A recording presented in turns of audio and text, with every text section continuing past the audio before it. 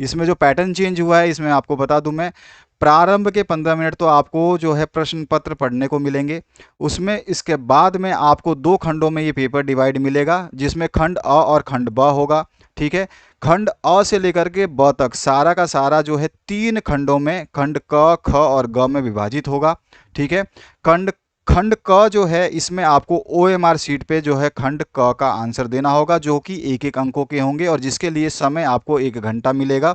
और खंड ख और ग, इन दोनों को सॉल्व करने के लिए जो खंड ब में आएंगे, तो इन प्रश्नों को सॉल्व करने के लिए आपको 2 घंटे का समय मिलेगा, जिसमें वर्णनात्मक प्रश्न रहेंगे जिसको आपको लिख करके सॉल्व करने होंगे। तो चलिए स्टार्ट करते हैं। आप समझ गए होंगे पैटर्न क्या है, और अभी और जब मैं सॉल्यूशन कराऊंगा तो ये पैटर्न और भी बेहतरीन तरीके से समझ में आएगा। सभी विषय आपके अपलोड किए जा रहे हैं विद फुल सॉल्यूशन, इसी चैनल पर मिलेंगे और कहीं नहीं, आपको पूरे सॉल्यूशन के साथ में हर एक प्रश्न का उत्तर। तो यहाँ पे जो पहला क्वेश्चन है उसकी बात करते हैं। जब प्रकाश नेत्र में प्रवेश करता है तो अधिकांश अपवर्तन कहाँ होता है? तो जब प्रकाश नेत्र में प्रवेश करता है तो अधिकांश अपवर्तन जो है स्वच्छ मंडल यानी कि कॉर्निया पर होता है। तो ख ऑप्शन जो है इसमें करेक्ट हो जाएगा। दूसरे क्वेश्चन की बात करते हैं। निम्नलिखित में से कौन वोल्टता को निरूपित करता है? तो इसमें जो हमारा आंसर हो जाएगा वो हो गया हमारे पास में किया गया कार्य बटे में विद्युत धारा गुणा में समय, यानी कि जो आपका वर्क अपॉन में आपका करंट इनटू में टाइम होता है। ठीक है, तो हमारा जो है वोल्टता को निर्देशित करेगा। ठीक है, तो हमारा जो कौन सा आंसर हो जाएगा यहाँ पे, ए ऑप्शन करेक्ट हो जाएगा। इसके बाद आ जाइए नेक्स्ट क्वेश्चन पे। नेक्स्ट जो क्वेश्चन है इसमें क्या पूछा गया है? इसमें पूछा गया है आपसे, निम्नलिखित में से किस स्थिति में कोई अवतल दर्पण वस्तु से बड़ा वास्तविक और बड़ा, ध्यान रखना, वास्तविक बड़ा प्रतिबिंब बना सकता है? तो स्थिति कौन सी होगी? तो स्थिति होगी हमारी जब वस्तु दर्पण के फोकस और वक्रता केंद्र के बीच हो। जब वस्तु दर्पण के फोकस और वक्रता केंद्र के बीच हो, तो हमारा जो है यहाँ पे ग ऑप्शन करेक्ट हो जाएगा। इसके बाद आते हैं हम नेक्स्ट पार्ट पे। मैंने ये क्वेश्चन सारे आपको अच्छे तरीके से डिटेल जो है इसके ऊपर लेक्चर दिया हुआ है, मॉडल पेपर्स तो मैं सॉल्व करवा ही रहा हूँ, साथ साथ में आपके लिए जो साइंस के नोट्स दिए गए हैं अगर आप उसको पढ़ लेते हो तो फिर आप और भी अच्छे हो जाओगे, अपने आप को जो है थोड़ा सा क्लियर समझोगे कि हाँ एग्जाम में जो चैप्टर्स आते हैं उनकी कॉन्सेप्ट आपको क्लियर हो जाएंगे। चौथा जो क्वेश्चन है इसमें पूछा गया, कक्षा में सबसे पीछे बेंच पर बैठा कोई विद्यार्थी श्याम पट पर लिखे अक्षरों को पढ़ सकता है परंतु पाठ्य पुस्तक में लिखे अक्षरों को नहीं पढ़ सकता। तो निम्नलिखित में कौन सा कथन सही है? तो इसमें देखिए, जब वो पीछे बैठ करके, यानी कि श्यामपट पर, श्यामपट कहाँ है? दूर है, उससे पीछे बैठा है। अगर वो पीछे बैठा है तो श्यामपट जो है उससे दूर है, लेकिन जो पुस्तक पढ़ रहा है तो वो जो आपका पुस्तक है उसमें क्या है, अक्षरों जो हैं उसके पास में है। तो इसका मतलब क्या हो गया कि हमारे को क्या बताना है यहाँ पे, 4 ऑप्शन में से कौन सा सही हो जाएगा? तो विद्यार्थी जो है वो क्या प्रॉब्लम आ रही है विद्यार्थी को? तो विद्यार्थी को प्रॉब्लम ये आ रही है कि नेत्र का निकट बिंदु जो है उससे दूर हो जाता है। ठीक है ना, तो यहाँ पर विद्यार्थी के नेत्र का निकट बिंदु उससे दूर हो गया है, इसीलिए वो पाठ्य पुस्तक में लिखे अक्षरों को नहीं पढ़ पाता है, जबकि सबसे पीछे बेंच पर बैठ करके कोई विद्यार्थी श्याम पट पर यानी कि ब्लैक बोर्ड पर लिखे अक्षरों को पढ़ सकता है। ठीक है, इसके बाद आते हैं नेक्स्ट पार्ट 5वें पे। 5वां जो क्वेश्चन है इसमें पूछा गया है, 5 प्रतिरोधकों जिसमें प्रत्येक का प्रतिरोध 1/5 ओम है का उपयोग करके कितना निम्नतम प्रतिरोध बनाया जा सकता है? ये निम्नतम की बात कर रहा है, तो निम्नतम आपको बताना है। तो निम्नतम जो है आपको मिनिमम बताना है। तो आप जैसे ही आप देखेंगे इसको और आपको ये पता है कि निम्नतम प्रतिरोध कैसे प्राप्त किया जाता है, तो आपका तो एक होता है सीरीज में समांतर श्रेणी होगा, एक तो समांतर श्रेणी होता है और एक आपका पार्श्व श्रेणी होता है। तो निम्नतम किस में होता है ये आपको अच्छी तरह से पता है। तो जब हम इन 5 प्रतिरोधों को, क्योंकि वो 5 प्रतिरोध है तो ये हमारा कितना हो जाएगा, 5 प्रतिरोध को जोड़ते हैं तो टोटल हमारे पास कितना हो जाएगा, इसको समांतर क्रम में जोड़ दीजिए तो मिनिमम मिल जाएगा, तो यानी कि निम्नतम मिल जाएगा। तो समांतर क्रम में अगर हम जोड़ते हैं तो इस तरह का सर्किट बनेगा, आपको पता ही है। इसमें जो है पहला प्रतिरोध अगर मैं जोड़ूँ तो इस तरह से आपका पहला हो जाएगा, फिर आपका ये दूसरा हो गया, इसी तरह से ये तीसरा हो जाएगा। इसी तरह से हम सारे जोड़ लेते हैं फटाफट। 4 हो गए और ये 5 हो गया। तो ये 5 प्रतिरोध हमने समानांतर क्रम में जोड़ दिए। सब में 1/5 ओम प्रतिरोध जो है आपका है, सब में 1/5 ओम है। तो हम इसका इक्विवेलेंट निकालें तो 1/R इक्विवेलेंट कितना निकल जाएगा, ये हो जाएगा 1 में पहला, दूसरा, तीसरा और चौथा। तो R1 प्लस में R2 प्लस 1/R3 प्लस में 1/R4 प्लस में 1/R5। तो इस तरह से 1 2 3 4 प्रतिरोध शब्द में क्या है 1/5 है। तो हम यहाँ पे अगर इसको सॉल्व करें तो क्या आ जाएगा, यहाँ पे आ जाएगा 1/1/5, ये पहला R1, इसी तरह से 1/1/5 R2, इसी तरह से आपका दूसरा 1/1/5 R3, इसी तरह से 1/1/5 R4 और फिर आपका 1/1/5। तो ये सारा R1 R2 R3 R1 R2 R3 की जगह सारे मान रख दिए। अब इसको जब हम सॉल्व करते हैं तो ये कितना सीधा सीधा आ जाएगा, तो यहाँ पे हमारे पास आ जाएगा ये 5 + 5 + 5 + 5 + 5, यानी कि टोटल हो गया 25 ओम। और ये कितना आया 1/R इक्विवेलेंट के, इसका मान आया 25, क्योंकि उल्टा करेंगे तो ये सारा का सारा 5 जो है नीचे से ऊपर चला जाएगा। तो यहाँ पे हमारे पास 25 आ गया। अब 25 ओम तो आ गया। और जब R इक्विवेलेंट निकालना है तो R इक्विवेलेंट निकालूंगा तो ये 25 जो है, ये 25 कहाँ चला जाएगा, 1/25 हो जाएगा। ये इसके उल्टा आप क्रॉस मल्टीप्लाई कर लो ना इसको। आप देखो यहाँ पर R इक्विवेलेंट है, ठीक है, ये कितना है 25। अब इसको तिर्यक गुणा करो तो ये 1 बराबर क्या हो जाएगा, R इक्विवेलेंट 25। ठीक है, अब मुझे R इक्विवेलेंट चाहिए तो मैं 25 को इधर लाऊंगा तो 25 क्या हो जाएगा, 1/25 हो जाएगा। तो 1/25 ओम जो है हमारा मिनिमम आएगा। तो ख ऑप्शन जो है यहाँ पे करेक्ट हो जाएगा। समझ में आ गया आपको। आगे बढ़ते हैं नेक्स्ट क्वेश्चन की तरफ। क्वेश्चन नंबर 6 देखिए, दिए गए चित्र के अनुसार कागज के तल में स्थित किसी क्षैतिज तार में पूर्व से पश्चिम, यानी कि आपका जो आपको पता ही है इस तरह से आपका ये दिया गया है, यहाँ पे ये पूर्व है आपका और यह है पश्चिम, ये आपका उत्तर और ये हो गया आपका दक्षिण।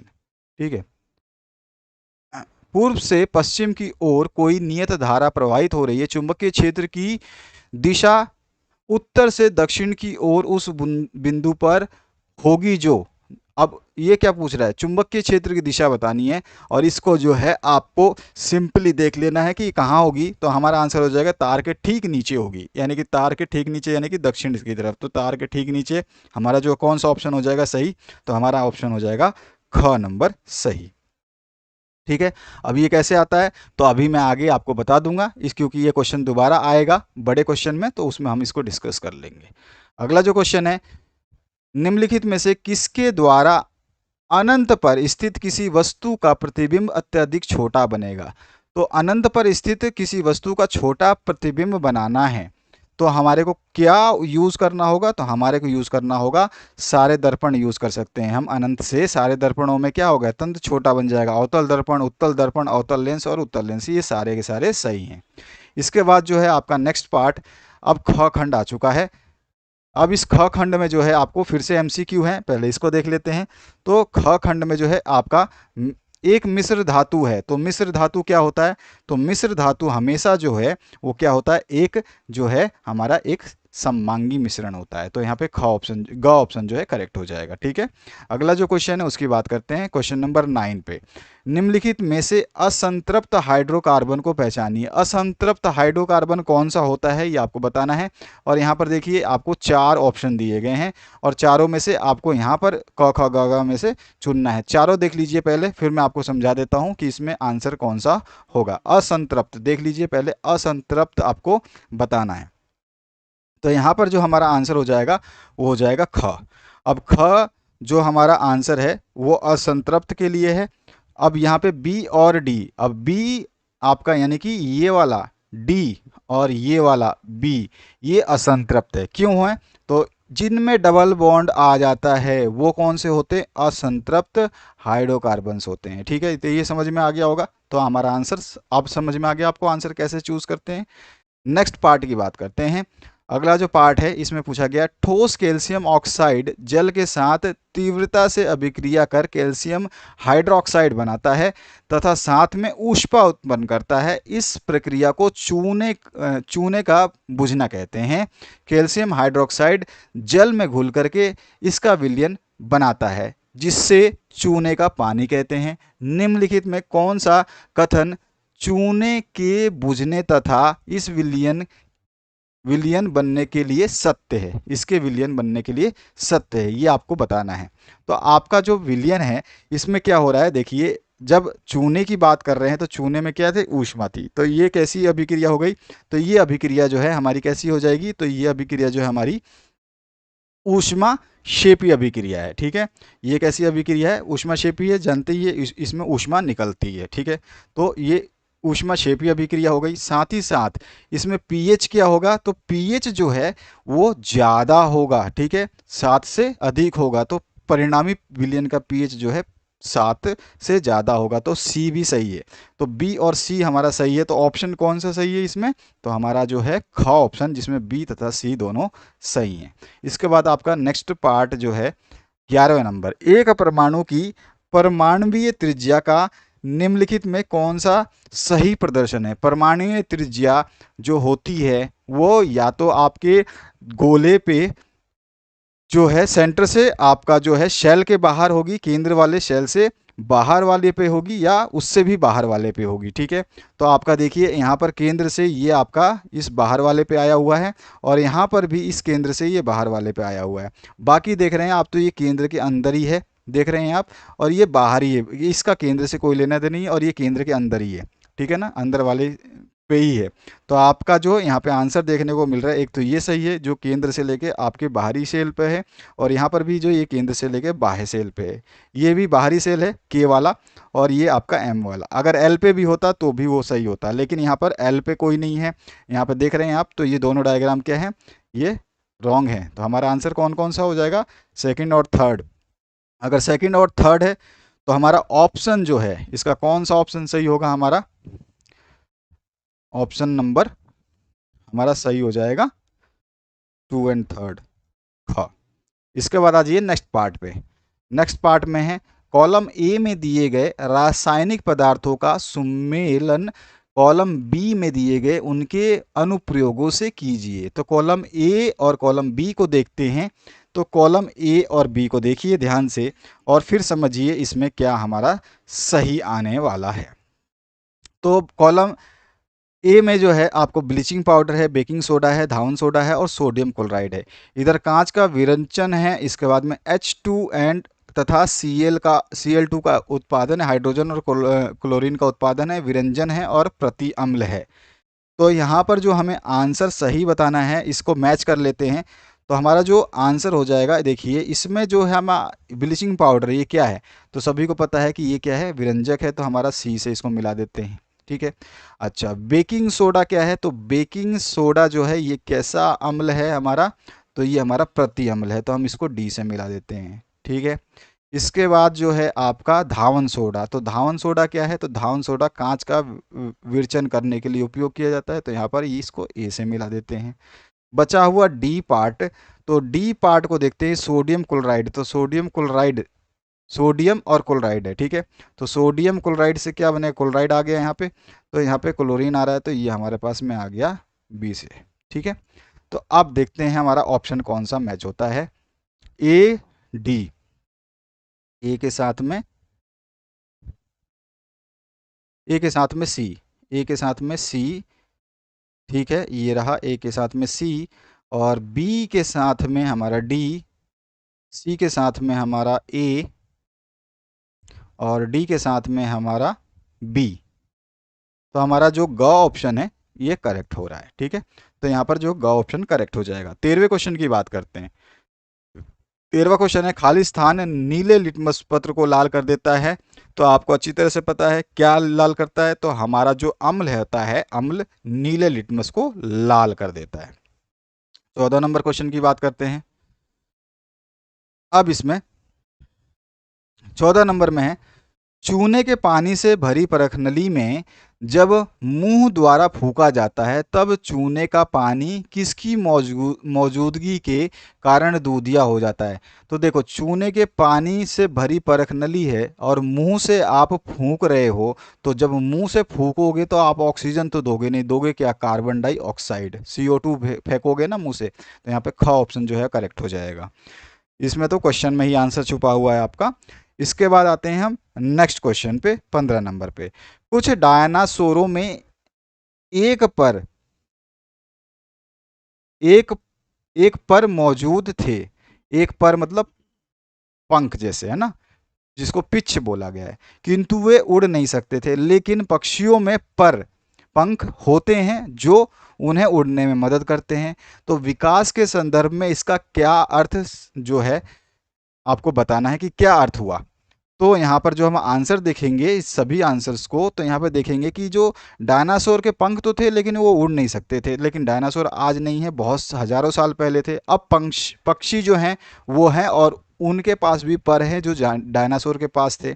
इसका मतलब हम क्या कह सकते हैं कि जो ये डायनासोर्स थे ये सरीसृप थे, और जो हमारा पक्षी की उत्पत्ति जो है सरीसृपों से ही हुई है, क्योंकि इनके पंख थे तो इनके भी पंख हैं।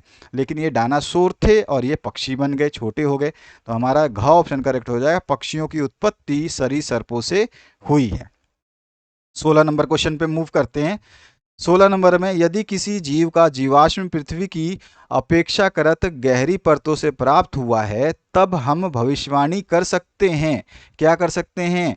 हम ये भविष्यवाणी कर सकते हैं, देखो, क्योंकि ये पृथ्वी की अपेक्षाकृत गहरी परतों से प्राप्त हुआ है।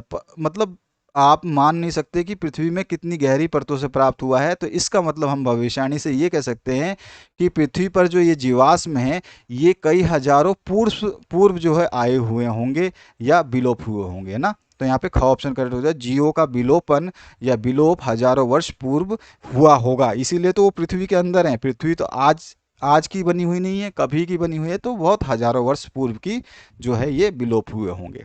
इसके बाद जो है 17 नंबर क्वेश्चन देखते हैं। 17 नंबर है, चित्र में भाग A, B और C किस क्रम में होते हैं। तो देखो, यहाँ पर हमारा क्रम दिया गया है और इस क्रम में जो है हमारा A क्या होता है, तो A जो होता है हमारा ये प्रांकुर होता है, आपको सभी को पता है, ठीक है ना। ये हमारा प्रांकुर होता है। और जो हमारा B होता है ये क्या होता है, ये हमारा होता है बीज पत्र। बीज पत्र, ठीक है। अब ये बीज पत्र हो गया, तो सी क्या होता है हमारा, मूलांकुर होता है। अगर ये सब यहाँ इस लाइन से सही है तो यहाँ पर आंसर कौन सा सही है? सबसे पहले प्रांकुर देखते हैं, प्रांकुर इसमें है, दूसरे पे बीज पत्र, तीसरे मूलांकुर। तो ग ऑप्शन जो है हमारा करेक्ट हो जाएगा। 18 नंबर क्वेश्चन की तरफ मूव करते हैं। इसमें क्या पूछा गया है आपसे, अमृता देवी, यहाँ पे देवा नहीं है देवी है, ठीक है, ये मिसप्रिंट है। बिश्नोई राष्ट्रीय पुरस्कार भारत सरकार द्वारा किस क्षेत्र में प्रदान किया जाता है? तो सभी को अच्छी तरह से पता है कि अमृता देवी राष्ट्रीय पुरस्कार जो है ये जीव वन संरक्षण के लिए प्रदान किया जाता है। का ऑप्शन करेक्ट हो जाएगा। 19वां जो क्वेश्चन है इसमें है, यदि मटर के एक एक गोल तथा हरे रंग के बीज वाले पौधों, यानी कि ये तो गोल बता रहा है और ये आपका हरे रंग के बीज को बता रहा है, ठीक है ना। ये क्या बता रहा है आपका, डबल आर जो है, कैपिटल आर, वो बता रहा है गोल, और जो आपका ये डबल वाई है ये बता रहा है हरे, ठीक है। ये चीज समझ में आ गई, हरे झुर्रीदार। अच्छा, यहाँ पर जो है ये क्वेश्चन में और कुछ बोल रहा है, देखिए, यदि मटर के एक गोल तथा हरे रंग के बीज वाले पौधे RRYY, झुर्रीदार तथा पीले रंग के बीज वाले पौधे RR और कैपिटल YY में संकरण कराया जाए तो F1 के बीज कैसे प्राप्त होंगे। तो देखो, इनके जो बीज प्राप्त होंगे मैं बता देता हूँ, आगे जाके हम इसको डिस्कस करेंगे क्योंकि वो बड़ा क्वेश्चन आएगा, वहाँ पर हम इसको डिस्कस कर लेंगे। हर जगह डिस्कस करेंगे तो वीडियो जो है लंबी हो जाएगी। तो हमारा हो जाएगा गोल और पीले, आंसर जो है इसका सही होगा, ठीक है। क्या मिलेगा हमें, गोल और पीले मिलेंगे। अब मैं बताऊँगा गोल और पीले कैसे मिलेंगे, ठीक है। हम आगे क्वेश्चन में डिस्कस कर लेंगे। 20वां क्वेश्चन है, निम्नलिखित चित्र में अंकित ए मादा जननांग तंत्र के किस भाग को प्रदर्शित करता है? तो अंकित ए जो ये बोल रहा है, ये वाला चीज जो है ए से डिनोट किया है इसने, तो ये पूछ रहा है कि ये डिनोट किया हुआ है ये वाला चीज जो आप देख रहे हैं ये क्या है? तो आपने सभी ने आंसर समझ लिया होगा कि ये क्या है। तो ये जो है आपका क्या है? अंडाशय है। तो यहाँ पर घ ऑप्शन करेक्ट हो जाएगा। वर्णनात्मक प्रश्न के तरफ मूव कर चुके हैं, जिसमें बड़े बड़े प्रश्न आएंगे 4 अंकों के, 5-6 अंकों के। यहाँ पे पहला, गोलीय दर्पणों द्वारा परावर्तन के लिए चिन्ह परिपट्टी लिखिए।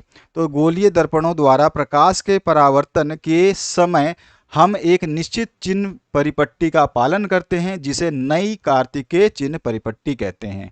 उसको हम बना देंगे और उसमें हम बता देंगे कि क्या क्या इसके जो हैं परिपट्टी के चिन्ह परिपट्टी के नियम हैं, वो लिख देंगे। तो पहला जो नियम है इसमें क्या है? दर्पण के लिए चिन्ह परिपट्टी, इसमें पहला नियम है, बिंब सदैव दर्पण के बाई ओर रखा जाता है। यानी कि बाई ओर, यानी कि लेफ्ट साइड में जो है आपको इस साइड में जो है हमेशा बिंब को, ऑब्जेक्ट को रखना है। ठीक है, ये चीज़ हो गई क्लियर। इसके बाद में दूसरा चीज़, ये परिपट्टी का चित्र आपको जरूर बनाना है। इस चित्र को अगर आपने चित्र बनाते हो विज्ञान में, हमेशा विज्ञान के किसी भी सब्जेक्ट में अगर चित्र बनाते हो तो आप समझ लो कि मैक्सिमम आपने काम कर दिया है, मैक्सिमम काम आपका हो चुका है। बस आपको केवल थोड़ा सा अपने हिसाब से लिखना होता है। तो ध्यान रखना, ये आपका डायग्राम हो गया। अब इस डायग्राम को आपको एक्सप्लेन कर देना। इसमें सारे चिन्ह मैंने बता रखे हैं, ऊपर नीचे दाएं बाएं।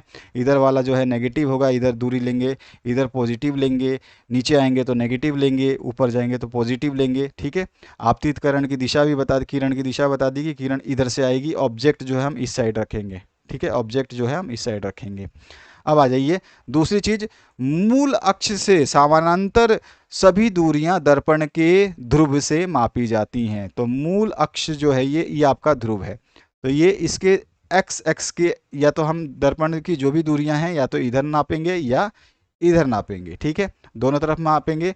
मूल बिंदु से दाईं ओर मापी गई सभी दूरियां धनात्मक मानी जाती हैं। अभी मूल बिंदु है, अगर आप इससे इधर वाली सारी दूरियां लेते हो तो ये हमें धनात्मक मानी जाएंगी। ठीक है, मूल बिंदु से दाईं लिखा है ना यहाँ पे, दाईं ओर आप देख रहे हो, दाईं ओर, तो दाईं ये रखो, दाईं ओर जो है धनात्मक और बाईं ओर जो है ऋणात्मक होगा। ठीक है, और हमारा जो है बाईं ओर क्या रखते हैं हम? ऑब्जेक्ट रखते हैं। आपको पता ही है, बुक में आपने पढ़ाई है, स्कूल में भी आपको बताया होगा। और जबकि मूल बिंदु से बाईं ओर मापी गई दूरियां जो है ऋणात्मक होती हैं। ठीक है, धनात्मक और ऋणात्मक का आपको ध्यान रखना है। तीसरी चौथी चीज आप इसमें क्या बता सकते हैं? मुख्य अक्ष के लंबवत ऊपर की ओर, ये जो मुख्य अक्ष है आपका, है ना, इसके ऊपर की ओर अगर आप देखते हो तो आपका जो है ये क्या होगा? पॉजिटिव होगा। तो यहाँ पर जो है दूरियां जो है धनात्मक होंगी, और नीचे की ओर जो आओगे तो नेगेटिव होगा। तो हमारी जो दूरियां हैं वो ऋणात्मक होंगी। तो ये आपको चिन्ह परिपट्टी का चित्र जरूरी है, बहुत जरूरी है। अगर चित्र नहीं बनाया तो आधे नंबर कट गए। तो आईएमपी में लिख लीजिए इसको। नेक्स्ट जो क्वेश्चन है उसकी बात करते हैं। वायुमंडल में अपवर्तन किस प्रकार होता है? तारे क्यों टिमटिमाते हैं जबकि ग्रह नहीं टिमटिमाते? तो इसमें आपके साथ में एक साथ में 2-3 प्रश्न पूछ लिए। देखिए, वायुमंडलीय अपवर्तन, वायुमंडलीय अस्थिरता के कारण प्रकाश का अपवर्तन वायुमंडलीय अपवर्तन कहलाता है। सबसे पहले हमने बता दिया वायुमंडलीय अपवर्तन क्या होता है, इसकी डेफिनेशन। और पृथ्वी के वायुमंडल द्वारा प्रकाश का अपवर्तन वायु परतों के धीरे धीरे बदलते अपवर्तांक के कारण होता है। जो भी वायु की परतें होती हैं वो सारी परतें क्या होती हैं? गर्म होती है, कुछ उससे ज़्यादा गर्म होती है, कुछ ठंडी होती हैं, तो उनके अपवर्तांक जो है बदलते रहते हैं। अपवर्तक माध्यम, जिसको हम वायु की भौतिक स्थितियां स्थिर नहीं होती है, क्योंकि वो गर्म और ठंडे मीडियम से हमेशा टकराते रहते हैं, और गर्म हवा के माध्यम से देखी जाने वाली वस्तु की स्पष्ट स्थिति में उतार चढ़ाव होता रहता है। आप जानते हैं कि आप जब कभी सर्दियों में आग सेकते हो तो आग के एक तरफ जब खड़े होते हो तो दूसरी तरफ आप देखते हो तो आग के जो गर्मी की वजह से ऊपर जो हवा उठती है, तो आप देखते हो आग के दूसरी तरफ जो है धुंधला धुंधला सा हिलता हुआ चीज़ दिखाई देती है। तो वही चीज़ बता रहा है यहाँ पर कि वो जो गर्म हवा होती है उसी के माध्यम से अगर हम किसी वस्तु को देखते हैं तो उतार चढ़ाव देखने में, उसकी स्थिति में उतार चढ़ाव होता रहता है, यानी वो वाइब्रेशन हल्का हल्का हिलता रहता है। इस प्रकार वायुमंडलीय अपवर्तन होता है। तो ये हमने वायुमंडलीय अपवर्तन किस प्रकार होता है ये पहला प्रश्न बताया, जिसमें 2 नंबर मिलने थे। अब हम बात करते हैं तारे क्यों टिमटिमाते हैं। तो इसमें आपको ये जो तारे टिमटिमाते हैं क्यों हैं और ग्रह नहीं, तो इसमें आपको 2 नंबर मिलेंगे दोनों के मिला के। तो यहाँ पे लिख देते हैं तारे का टिमटिमाना। तो वायुमंडलीय अपवर्तन के कारण तारे टिमटिमाते हैं। सबसे पहले रीजन क्या है कि तारे टिमटिमाते क्यों हैं? अपवर्तन के कारण। कौन सा? वायुमंडलीय अपवर्तन के कारण। पृथ्वी के वायुमंडल में वायु की अलग अलग परतें पाई जाती हैं। इन परतों का तापमान अलग अलग होता है। इसी कारण पृथ्वी के वायुमंडल में प्रवेश करने के पश्चात पृथ्वी के पृष्ठ तक, यानी कि पृथ्वी के तल तक पहुंचने तक तारे का प्रकाश निरंतर अपवर्तित होता रहता है। तो जो तारे से किरणें आ रही हैं, जो प्रकाश की किरणें आ रही हैं, वो अलग अलग वायुमंडल के परतों से पास होती आ रही हैं और इसलिए वो अपवर्तित होती जाएंगी, निरंतर लगातार अपवर्तित होती जाएंगी। और वायुमंडल का अपवर्तांक लगातार बदलता रहता है, क्योंकि हर परत जो है अलग अलग टेम्परेचर की होती है। अतः तारे से आने वाले प्रकाश में भी परिवर्तन होता है, जिससे वह कभी चमकीला दिखाई देता है तो कभी धुंधला दिखाई देता है। अब चमकीला धुंधला दिखाई देगा तो इसका मतलब क्या कहते हैं हम? उसको तारा टिमटिमाता हुआ हमें प्रतीत होता है। जबकि ग्रह जो है तारों की अपेक्षा पृथ्वी से बहुत निकट होते हैं। ग्रह प्रकाश के बृहद रूप माने जाते हैं। अतः ग्रहों से आने वाली प्रकाश किरणों के मार्ग में औसत परिवर्तन ना के बराबर होता है। और जब यहाँ पे परिवर्तन ही नहीं होता, जो प्रकाश आ रही है परिवर्तन ही नहीं होता, क्योंकि वो पास हैं, बड़े हैं, तो इसका मतलब क्या है कि जो है ग्रह जो है हमारे पास बृहद रूप में माने जाते हैं। तो यहाँ पर इसलिए जो है ग्रह जो है आभासी स्थिति पर स्थिर ही रहते हैं। अतः ग्रह जो है टिमटिमाते हुए प्रतीत नहीं होते। तो इस तरह से हम इसका आंसर लिख देंगे। अगला जो क्वेश्चन है इसमें आपको पूछा गया है 2 ओम, 3 ओम और 6 ओम के 3 प्रतिरोधकों को किस प्रकार संयोजित करें कि संयोजन का कुल प्रतिरोध जो है 4 ओम मिले और 1 ओम हो। तो इसको करोगे तो 2 नंबर मिलेगा, इसको करोगे तो 2 नंबर मिलेगा। तो 2 ओम, 3 ओम, 6 ओम। तो इसमें सबसे पहले हम 4 ओम हमें ज़्यादा चाहिए और 1 में हमें कम चाहिए। तो ज़्यादा चाहिए और कम चाहिए, लेकिन प्रतिरोध दे दिए अलग अलग और 3 दे दिए हैं। तो इसने बोला किस तरह से हम संयोजित करें। तो पहला जो हम संयोजन करेंगे तो हमारा जो है 3 और 6 को लगाएंगे हम समानांतर में और 2 को लगाएंगे श्रेणी में। तो यहाँ पर जो है 3 तथा 6 को पार्श्व क्रम में संयोजित करते हैं। पार्श्व क्रम का मतलब हो गया समानांतर श्रेणी में, और समानांतर अभी मैंने ऊपर भी आपको सॉल्व करवाया था। तो इसमें क्या हो जाएगा 1 में RP, जो आपका RP या इक्विवेलेंट बोलो तो ठीक है। पैरेलल है, P मतलब होता है पैरेलल, पैरेलल मतलब समानांतर, ठीक है। तो ये RP मतलब समानांतर।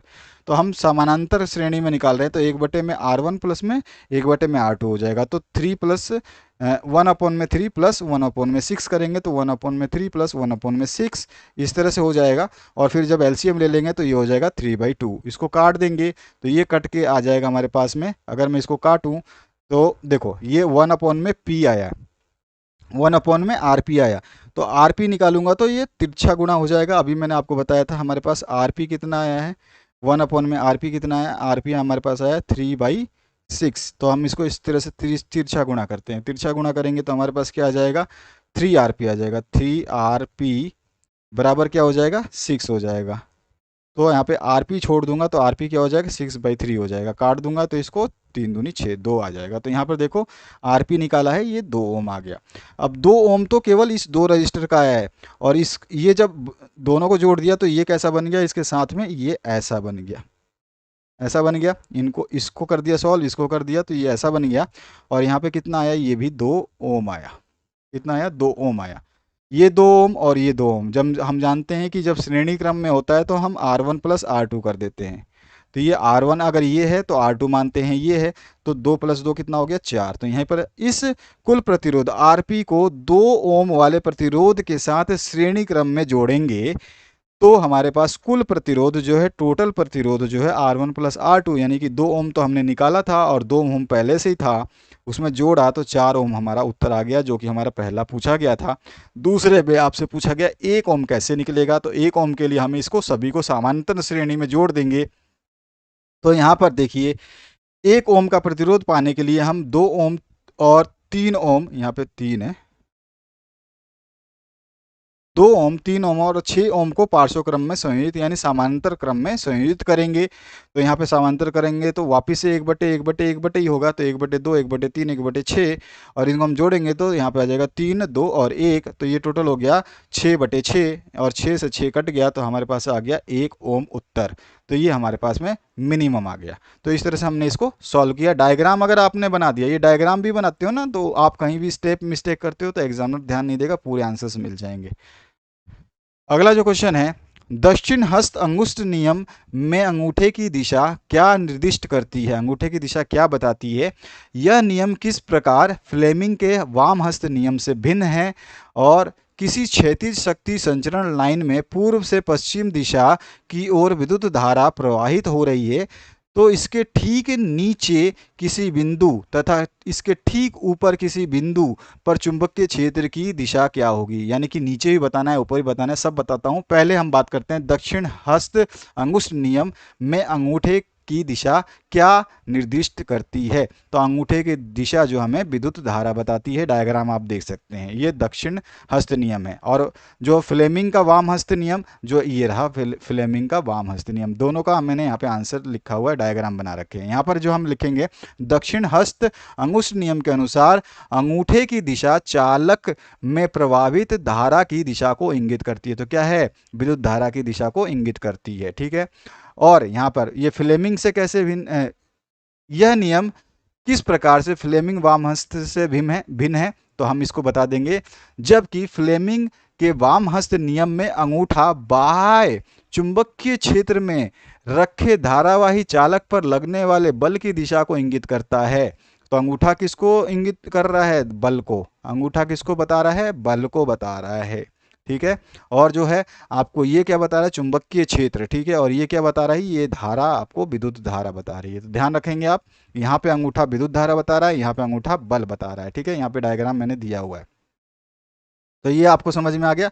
अगला जो पार्ट है, इसमें एक चीज बताई गई है, पूछी गई है कि किसी जो शक्ति संचरण लाइन है, कोई भी आपकी हाई टेंशन लाइन है जो आपके घरों के आसपास से जो वायर जाता है, विद्युत तार जाती है, उसकी बात कर रहा है। तो लाइन में पूर्व से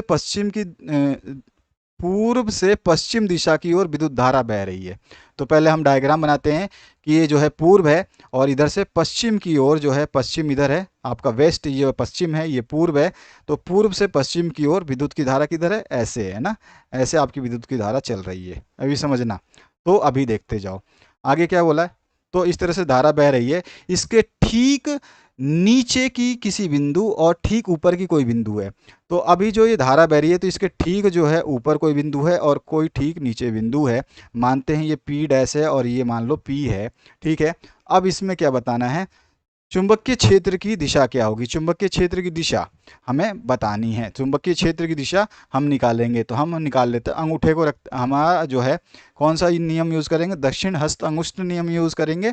तो दक्षिण हस्त अंगुष्ठ नियम, ये वाला जो डायग्राम है यहाँ पे लिया है मैंने। आप देख रहे हो कि ये धारा जो है आपको इस तरह से बह रही है, पूरब से पश्चिम की ओर। इसी तरह से बोल रहा है, पूरब से पश्चिम की ओर। तो देख रहे हो आप, ये धारा की दिशा हमने किधर दर दी? पश्चिम की ओर। यही चीज हमें क्वेश्चन में बोली गई है। तो अगर ये पश्चिम की तरफ जा रही है, अगर ये पश्चिम की तरफ जा रही है इस तरह से, तो आपका जो ये अंगूठे की उंगलियां ऊपर की तरफ मुड़ रही है, यानी कि आपका जो है इस तरह से आपका इसमें क्या है? चुंबकीय क्षेत्र जा रहा है ऊपर की तरफ, और इधर आ रहा है नीचे की तरफ। ये तो समझ में आ गया आपको। तो अगर इस तरह से आती है धारा, तो आप क्या देखेंगे कि हम यहाँ पे देख पा रहे हैं इस हिसाब से कि जो धारा हमारी बह रही है, यानी कि जो हमारी उंगलियों में ये जो धारा बह रही है, इसमें हमारा क्या हो जाएगा? इसमें हमारा ये, अगर हाथ में उल्टा कर दूं, इस हाथ ये उंगलियां मेरे सामने है, ये उंगलियां उस साइड में होनी चाहिए, उस साइड में होनी चाहिए ना। तो उस साइड में होगी तो हमारा जो है ये ऊपर की तरफ आएगा और ये नीचे की तरफ हो जाएगा। तो हमारे को दिखाई क्या दे रहा है?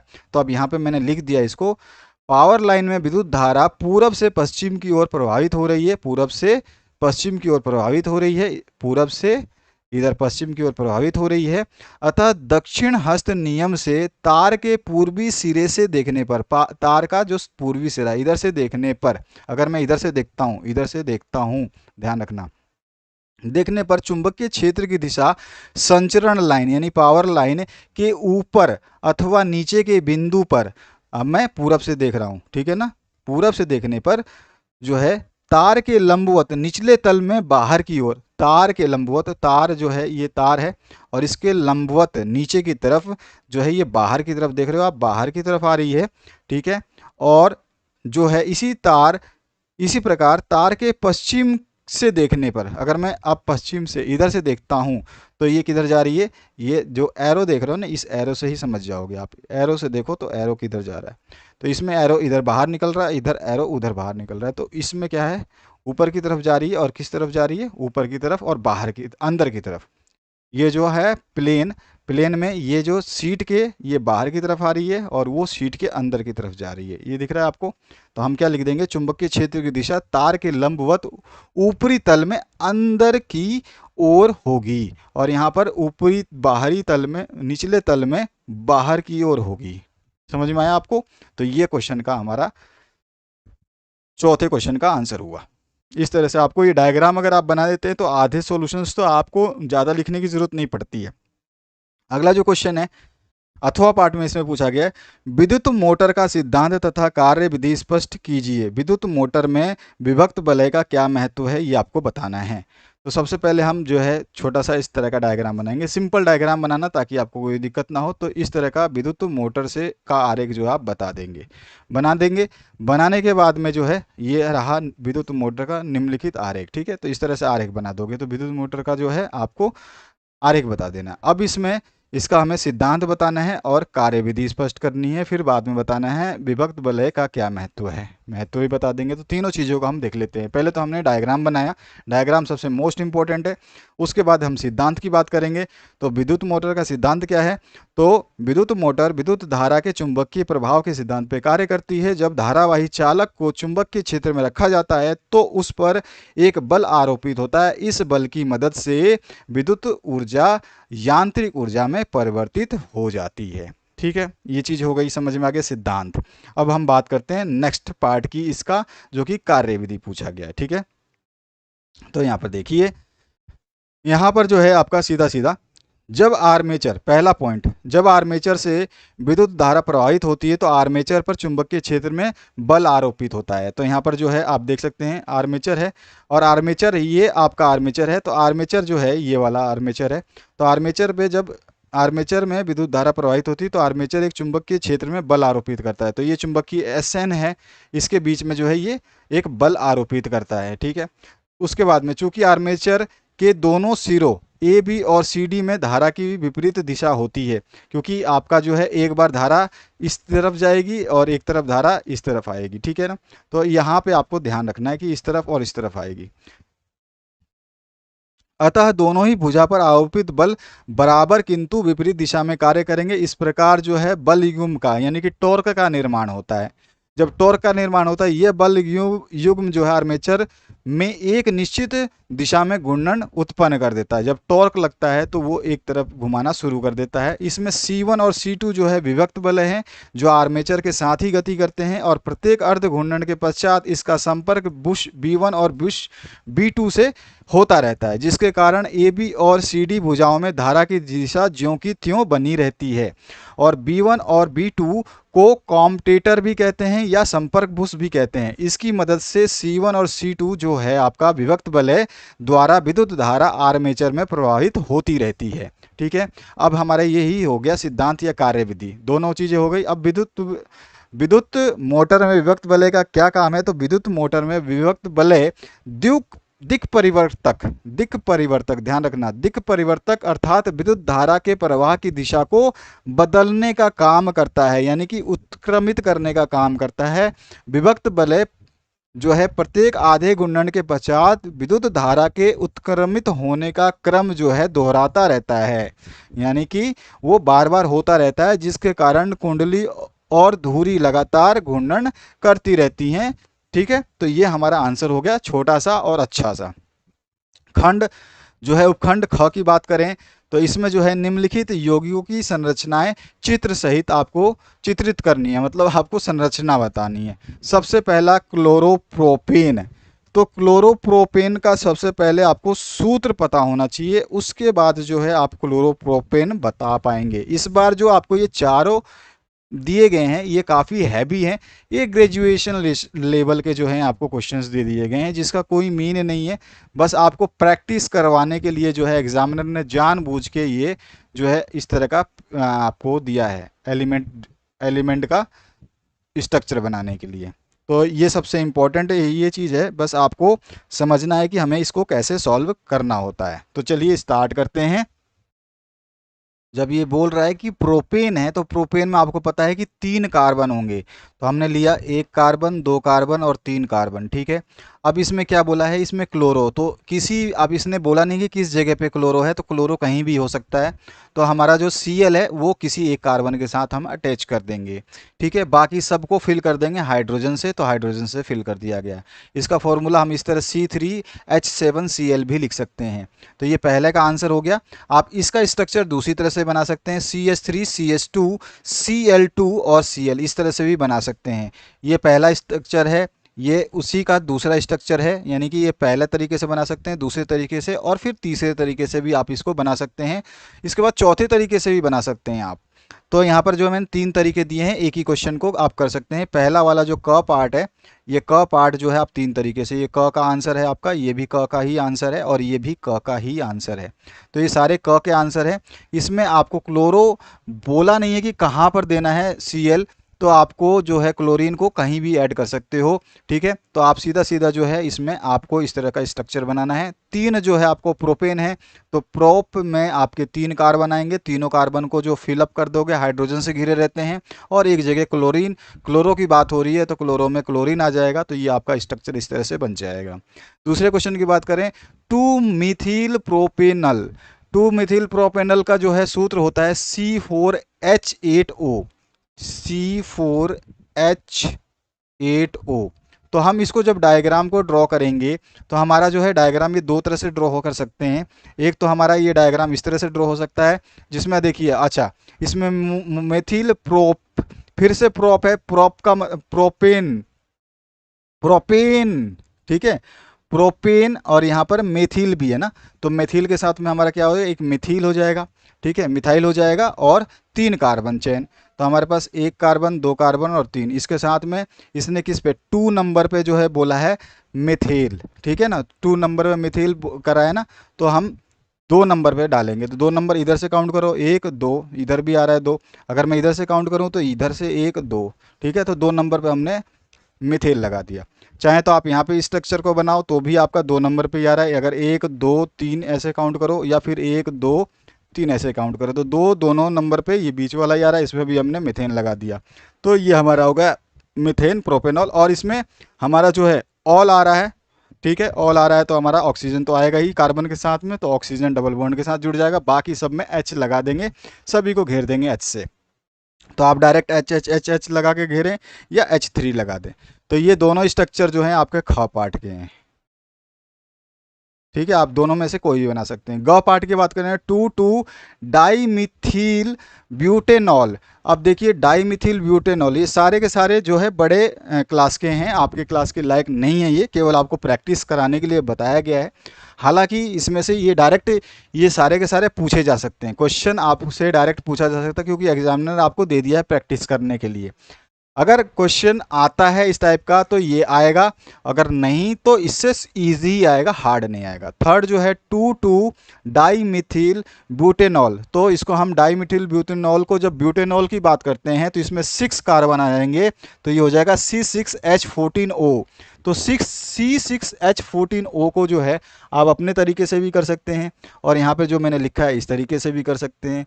तो ये आपके ऊपर डिपेंड है, आप ऐसा बनाएं। ये 3 तरीके से बना सकते हैं ग को, ग ये भी बना सकते हैं आप, ग को इस तरह से भी बना सकते हैं, ग को इस तरह से भी बना सकते हैं, और ग को अलग तरीका भी है उससे भी बना सकते हैं।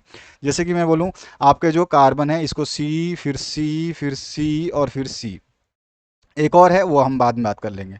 अब देखो, ये जैसे मैंने यहाँ पे CH3 लिखा है, तो मैंने को यहाँ पे 3 बार का H लगा देना है, तो इसीलिए CH3 है। अब समझ में आ गया होगा आपको कि क्या मैं कहना चाहता हूँ। ठीक है, जहाँ पर भी आपको C के साथ में H3 लगा हुआ है, अब मैं सेकंड कार्बन पे OH लगा हुआ है, तो मैं चलो यहाँ पे OH लगा देता हूँ। ठीक है, इसके ऊपर जो है यहाँ पे कार्बन लगा हुआ है। अब इस कार्बन के साथ में हाइड्रोजन 3 है, तो मैं हाइड्रोजन को एक हाइड्रोजन इधर जोड़ दूँ, एक हाइड्रोजन इधर जोड़ दूँ, एक हाइड्रोजन ऊपर जोड़ दूँ, तो ये भी आपका स्ट्रक्चर वही है। यहाँ पे CH2 है, इसमें 2 H आएंगे, तो यहाँ पर एक H इधर लगा दिया और एक H इधर लगा दिया, हो गया ये भी कंप्लीट। अब लास्ट वाला में 3 है, तो एक H इधर, एक H इधर, ये लो। तो ये भी आपका स्ट्रक्चर इस तरह से भी आप बना सकते हो।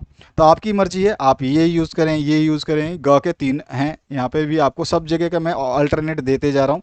और लास्ट है पेंटेनोइक अम्ल। पेंटेनोइक अम्ल जो है आपका, जैसे पेंटा आ गया, तो पेंटा में आपको पता है कि 5 कार्बन होंगे, तो C5H10O2 होगा।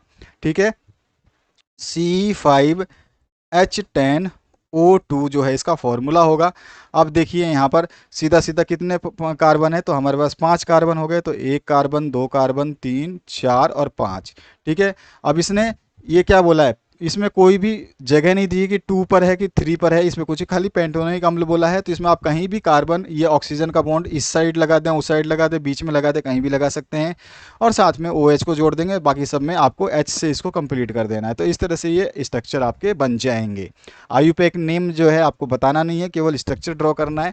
बहुत सिंपली पहले आपको पता होना चाहिए कि इसका फॉर्मूला कैसा बनता है। ये फॉर्मूलेज हैं, इन फॉर्मूलेज को पहले आप समझेंगे कि फॉर्मूलेज क्या होते हैं। ये फॉर्मूले जैसे कि आप देखेंगे आपके पूरे चैप्टर में क्या, आपके बुक में क्या, कहीं भी नहीं मिलेंगे, क्योंकि ये फॉर्मूले हाई लेवल के हैं जो केवल आपको प्रैक्टिस के लिए दिए गए हैं। अगर डायरेक्ट ये क्वेश्चन पूछे जाते हैं तो आपको इनको इस तरह से बना देना, और क्वेश्चन चेंज होता है तो फिर आगे देखेंगे जो आप प्रैक्टिस करते हैं, और जो हम देंगे उनको आप प्रैक्टिस कर लेना।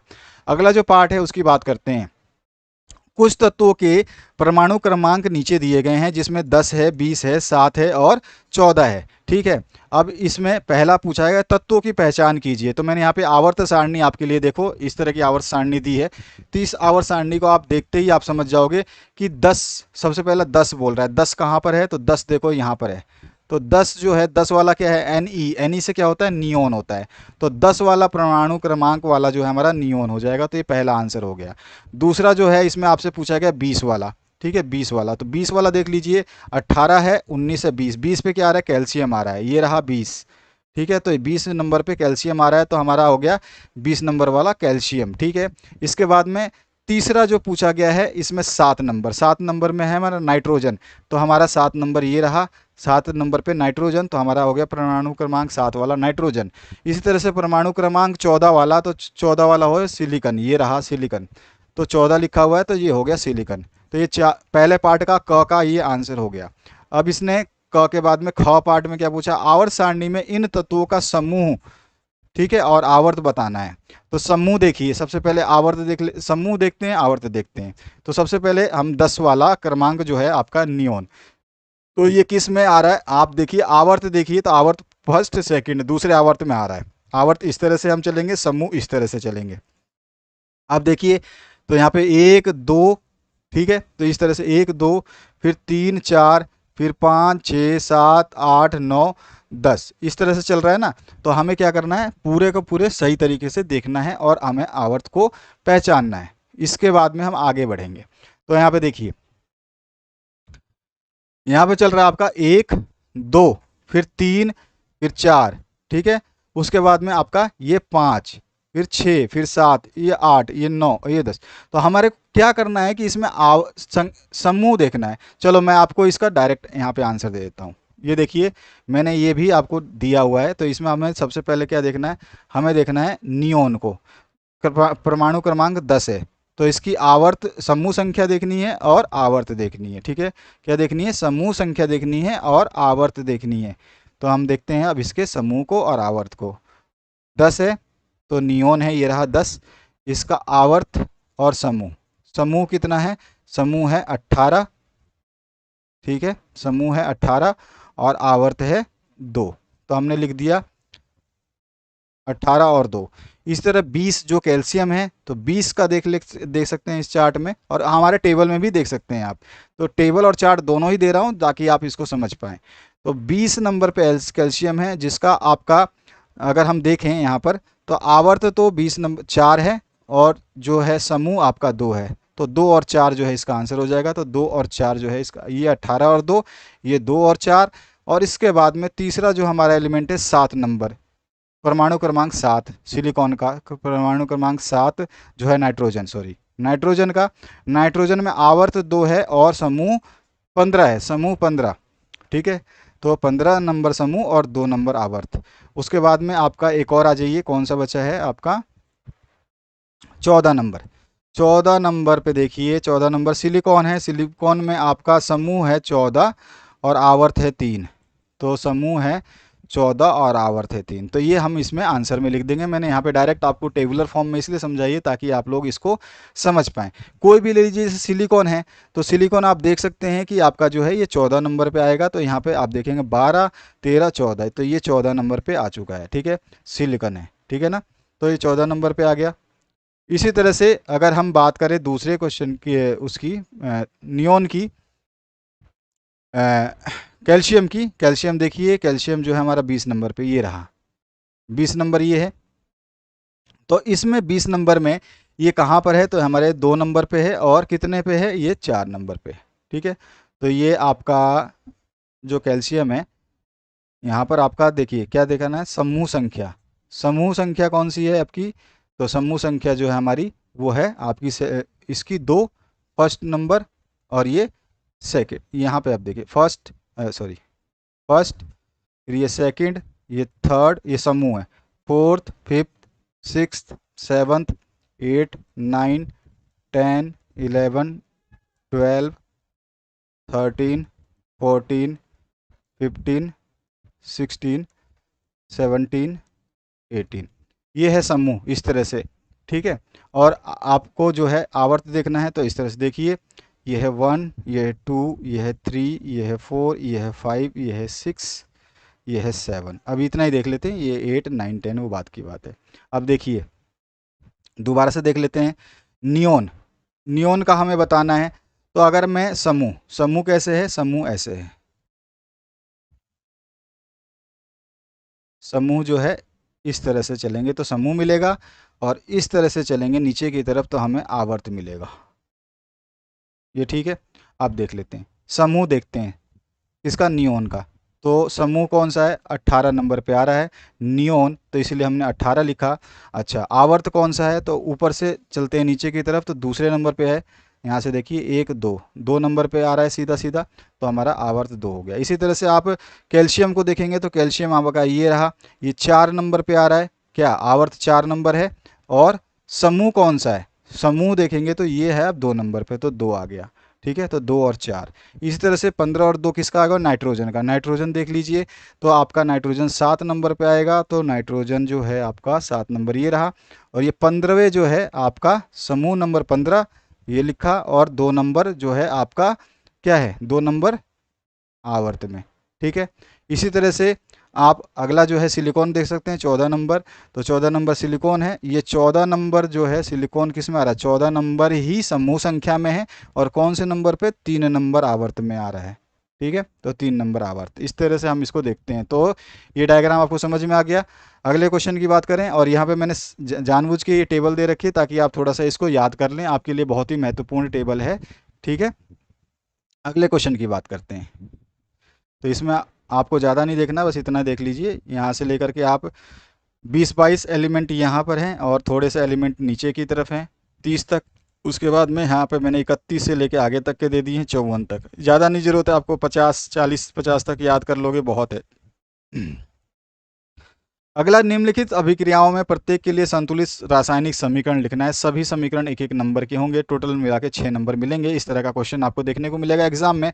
पहला है कैल्शियम हाइड्रोक्साइड प्लस क्या देंगे तो कैल्शियम कार्बोनेट प्लस जल बनेगा। तो इन सभी के सॉल्यूशंस मैंने बता दिए। क पार्ट में जो है कैल्शियम हाइड्रोक्साइड प्लस में कार्बन डाइऑक्साइड देंगे तो कैल्शियम कार्बोनेट प्लस में जल बनेगा। दूसरा जो है, इसमें आपका सिल्वर नाइट्रेट के साथ में क्या क्रिया कराएंगे, जिंक नाइट्रेट और सिल्वर बनेगा, तो जिंक प्लस में सिल्वर नाइट्रेट कराएंगे तो जिंक नाइट्रेट प्लस में सिल्वर बनेगा। इसके बाद में एल्यूमिनियम के साथ में किसकी अभिक्रिया कराएंगे कि एल्यूमिनियम क्लोराइड और कॉपर बनेगा, तो एल्यूमिनियम के साथ में कॉपर क्लोराइड की अभिक्रिया कराएंगे तो एल्यूमिनियम क्लोराइड और कॉपर बनेगा। इसके बाद में जो है आपका बेरियम क्लोराइड और पोटेशियम सल्फेट की जब अभिक्रिया करते हैं, बेरियम सल्फेट के साथ में क्या बनता है, तो हम देखिए बेरियम क्लोराइड और पोटेशियम सल्फेट को जब अभिक्रिया करते हैं बेरियम सल्फेट प्लस में पोटेशियम क्लोराइड बनता है।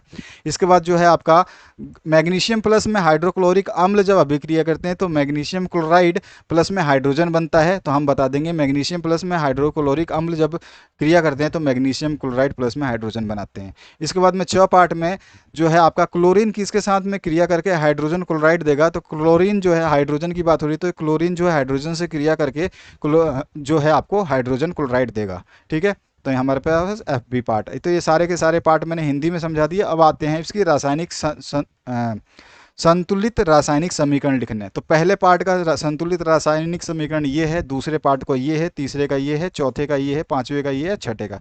6 रासायनिक समीकरण पहले हिंदी में समझा दिए मैंने और हिंदी आपका उसके बाद में इसको संतुलित करके यहाँ पे लिख दिया है। तो इसको तो आपको याद करके प्रैक्टिस करके करना होगा। ठीक है, अगले पार्ट की बात करें अथवा पार्ट में, तो इसमें आपको संयोजन अभिक्रिया संचारण और भर्जन तीनों को बताने हैं। 2 नंबर, 2 नंबर इसमें, 2 नंबर इसमें, 2 नंबर इसमें मिलेगा, टोटल मिला के 6 नंबर। सबसे पहले संयोजन अभिक्रिया कॉम्बिनेशन रिएक्शन कहते हैं, एक लाइन में आंसर हो जाएगा। संयोजन अभिक्रिया में ऐसे संयोजन अभिक्रिया में एक से अधिक अभिकर्मक परस्पर संयुक्त होकर के या परस्पर जुड़ करके एक एकल उत्पाद यानी सिंगल प्रोडक्ट निर्मित करते हैं, संयोजन अभिक्रिया कहलाती है। अगर उदाहरण के लिए बहुत सारे उदाहरण मैंने लिख दिए, 2-3 उदाहरण लिखोगे तो आपको 2 नंबर मिलेंगे, क्योंकि आपने लाइन केवल एक लिखी है तो आपको उदाहरण 2-3 लिख देना। उदाहरण में आप जो है बुझा हुआ चूना, अनबुझा चूना जो है आप जब इसको किससे करोगे ट्रीट, किससे करोगे ट्रीट, पानी से, तो हमारे जो है बुझा हुआ चूना मिल जाएगा। ठीक है, Ca कैल्शियम हाइड्रोक्साइड। और अगर हम चाहें तो कार्बन को ऑक्सीजन से क्रिया कराते हैं तो कार्बन डाइऑक्साइड बनता है। ये दूसरा आप जो है एग्जांपल दे सकते हैं। तीसरा जो हाइड्रोजन और ऑक्सीजन को जब हम मिक्स करते हैं तो हमारा जल बनता है, H2O बन जाएगा। और इसी तरह से नाइट्रोजन हाइड्रोजन को बनाते हैं तो हमारा अमोनिया बनता है। तो इस तरह से आप कोई भी रिएक्शन जो आपको याद होते हैं तो 2 से 3 रिएक्शन समेत आपको रिएक्शन सारे याद करने बेहतरीन तरीके से, सभी को याद कीजिए ताकि एग्जामिनर कुछ भी पूछे तो छूटे ना, और सब छोटे छोटे हैं। इसके बाद में संयोजन के बाद में संचारण पूछा है, तो वह प्रक्रिया जिसमें धातु नमी तथा वायु से धीरे धीरे अभिक्रिया करके नष्ट हो जाती है, संचारण कहलाती है। सामान्यतः यह एक विनाशकारी प्रक्रम है, अतः इसे रोकना आवश्यक है। संचारण हमने समझा दिया, साथ ही साथ इसके उदाहरण दे देंगे। लोहे पे जंग लगना जो है, तो Fe को ऑक्सीजन जो फेरस लोहा जो है ये आपका जल के साथ या फिर वायु के संपर्क में आता है तो क्या होता है, इसमें जंग लगना भूरा हो जाता है। ये Fe2O3 इंटू क्या बन जाएगा आपका, हाँ आपका जो ये वाटर ले लेता है। इसके बाद में चांदी का काला होना, ये भी आपका संचारण है। चांदी जब आपका जो है काला हो जाता है, चांदी जो वायु से संपर्क करता है तो काला काला पड़ने लगता है। आपने देखा होगा आपके घरों में चांदी के जो भी जेवरात हैं वो काले पड़ते हैं, उनकी समय समय सफाई होती है। तीसरा जो है कॉपर, कॉपर भी जो है आपके घरों में अगर कॉपर के बर्तन हैं तो वो जो है कॉपर जो है आपका भूरा भूरा सा होता है। वायु से या जल से संपर्क करके जो है ये बेसिक कार्बोनेट बना देता है, जिसपे हरी परत चढ़ जाती है तो कॉपर जो है हरा हरा सा थोड़ा थोड़ा दिखाई देने लगता है। एल्यूमिनियम धातु की चमक का कम होना है, एल्यूमिनियम जब है ऑक्सीजन से क्रिया करता है तो एल्यूमिनियम ऑक्साइड बनाता है तो ये महीन परत इस पे जम जाती है, तो ये भी है इसके रीज़न। तो यहाँ पर कोई भी आपको कम से कम 2-2 उदाहरण लिखने हैं। ठीक है, जब 2 नंबर लेने हैं तो आप डेफिनेशन लिखिए और 2-2 उदाहरण लिख दीजिए। तो ये हमारा आंसर हो गया। अगले पार्ट की तरफ बढ़ते हैं जिसमें आपको सल्फाइड भर्जन किसे कहते हैं, तो सल्फाइड अयस्क को वायु की उपस्थिति में अधिक ताप पर गर्म करने पर ये ऑक्साइड में परिवर्तित हो जाता है। इस प्रक्रिया को ही हम भर्जन कहते हैं। यानी कि सल्फाइड अयस्क को वायु की उपस्थिति में अधिक ताप पर गर्म करेंगे तो ये ऑक्साइड में परिवर्तन हो जाएगा और इसका परिवर्तन ही हमारा भर्जन कहलाता है। उदाहरण के लिए जैसे हमारा जिंक सल्फाइड जो है इसको हम ऑक्सीजन से कर रहे हैं तो यहाँ पे जिंक ऑक्साइड प्लस में सल्फर डाइऑक्साइड दे रहा है, और यहाँ पर जो है आपका यहाँ पर जो है Hg जो है जिसको हम सिनेबार बोलते हैं, तो इसको जो हम करवा रहे हैं तो HgO और SO2 मिल रहा है। तो इस तरह से आप देख सकते हैं कि हमारा जो है यहाँ पे क्या मिल रहा है, ऑक्साइड, सल्फर अयस्क का ऑक्साइड मिल रहा है। इस तरह से हम 2 उदाहरण दे देंगे। अगला जो क्वेश्चन है ग पार्ट में अभी 4 नंबर का प्रश्न है। यहाँ पर देखिए मैंने बताया था कि हम नीचे की तरफ देखेंगे कुछ संकरणों को, संगति को कैसे हम देखते हैं। तो देखिए यहाँ पर जो क्वेश्चन दिया गया है इसमें आर आर और वाई वाई ये दोनों एक साथ में है, ठीक है, और ये दोनों एक साथ हैं। तो अब जब हम इनकी अभिक्रिया कराते हैं तो क्या होगा, तो ये यहाँ पे देखेंगे कि ये आर, एक आर तो इसका और एक वाई इसका मिल करके एक आपको देंगे ये, ठीक है, और इसमें से एक आर और इसमें से एक वाई मिल करके देगा आपको आर वाई, ठीक है। अगर मैं देखूं तो इसका आर और इसका वाई तो यहाँ पे आर वाई बन गया, फिर इसका एक आर और इसका वाई यहाँ पे भी आर वाई बन गया, तो दो दो आर वाई बन गए। यहाँ पर भी देखेंगे तो कैपिटल आर और कैपिटल वाई एक बार बनेगा, और फिर इस आर को और इस वाई को लेंगे तो इसका भी आर वाई बनेगा। और जब सेम सेम बनते हैं, ध्यान रखना, जब सेम सेम बनते हैं तो हम इनमें से क्या लेते हैं, एक एक लेते हैं। तो एक इसमें से ले लेंगे, एक इसमें से ले लेंगे, तो हमारे पास में आर वाई और आर वाई हो गया। अब देखिए आर वाई, ठीक है, आर वाई क्या होता है, तो अब देखो आर वाई और आर वाई मिल गया। अब इनको हम दोनों को एक साथ कर देंगे तो हमारे पास बनेगा क्या, ये वाला प्रोडक्ट बनेगा। देखो ये आर और ये आर, दोनों आर आर एक साथ लिख दिए, और ये वाई और ये वाई दोनों वाई एक साथ लिख दिए। तो दो आर जो होते हैं उसको हम गोल बोलते हैं। देखो यहाँ पे दो आर जो है, छोटा हो बड़ा हो कोई दिक्कत नहीं, दो आर मतलब गोल, तो हमने लिखा गोल, ठीक है। और वाई वाई दोनों, दो वाई मिलकर के क्या बनाते हैं। अब ध्यान रखना कि दोनों कैपिटल हैं कि स्मॉल हैं, कैसे हैं, ये चीज़ें हमें ध्यान रखना है। तो यहाँ पर जो है आपका छोटा बड़ा है, ठीक है, तो छोटा और बड़ा जब मिलता है तो हमारे को क्या बनाता है, पीला बनाता है, ठीक है ना। तो हमारे पास में जो है आपका क्या आ रहा है, पीला। तो इस तरह से हमारा ये आंसर होगा, गोल पीला।